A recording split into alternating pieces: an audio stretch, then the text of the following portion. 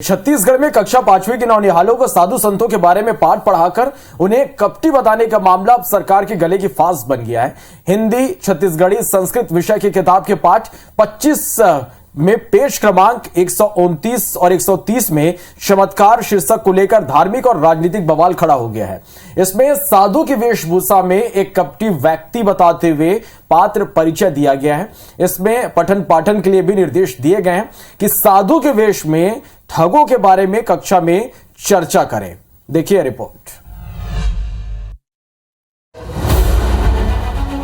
किताब के इन पन्नों को देखिए।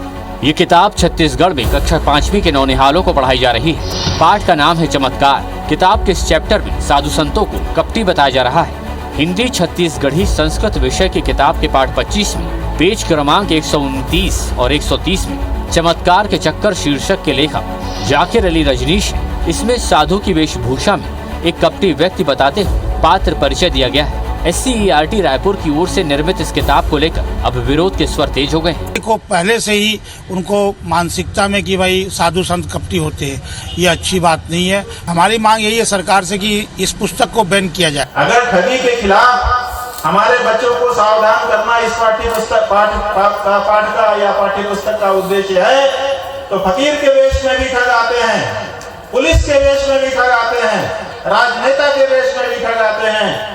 सब चेहरे के सामने इसमें नहीं रखे गए, केवल इसमें स्वामी और सन्यासी को ही केवल रखा गया। इसका जवाब हमको बताया जाए। वहीं इस नाटक के लेखक जाकिर अली रजनीश ने कहा है कि उन्होंने साधु की वेशभूषा में कपटी जैसे भड़काऊ शब्द का प्रयोग नहीं किया है।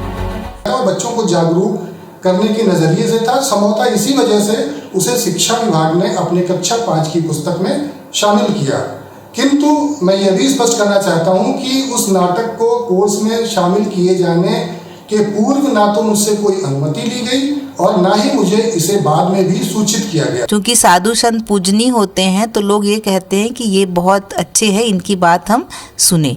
तो आशय यह है कि ये सिर्फ बच्चों को, हमारे समाज को, शिक्षकों को जागरूक करने के लिए पाठ रखा गया था।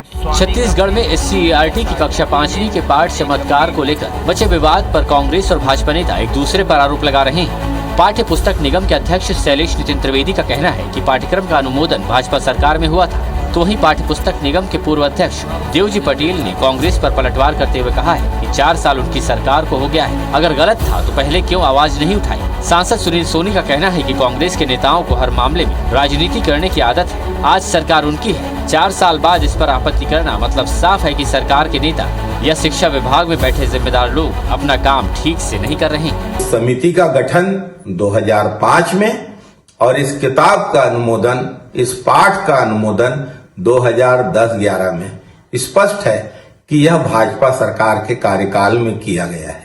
अगर वर्तमान में ये कहा जा रहा है कि बीजेपी गवर्नमेंट में हुई तो 4 साल से आप क्या कर रहे थे? अगर ऐसी थी तो 4 साल पहले ही आपको हटा देना चाहिए। 4 साल आपने चलाया, अगर ये गलत है तो इसके लिए आप भी बराबरी के दोषी हैं। तो 4 साल बाद में वो किताब पढ़ रहे हैं क्या भूपेश बघेल जी? 4 साल लग गए किताब पढ़ने में। और अगर आपको लगता है गलत है, हटा दो ना, हम कहाँ मना कर रहे हैं। आपकी सरकार है, आपका निर्णय है, आपका विवेक है कि आपको लगता है कि लोकहित में नहीं है, तो जो बुद्धिजीवी वर्ग है उनके सामने में रख के उसकी राय लेके आपको हटाना है, हटा दो। वैसे चमत्कार के पाठ पर ये विवाद फिलहाल थमता नहीं दिख रहा। ये मामला जितना धार्मिक हो चला है उतना ही राजनीतिक बवंडर भी बनता जा रहा है। रायपुर से सुप्रिया पांडेय के साथ कवर्धा से अजय यादव, IBC 24।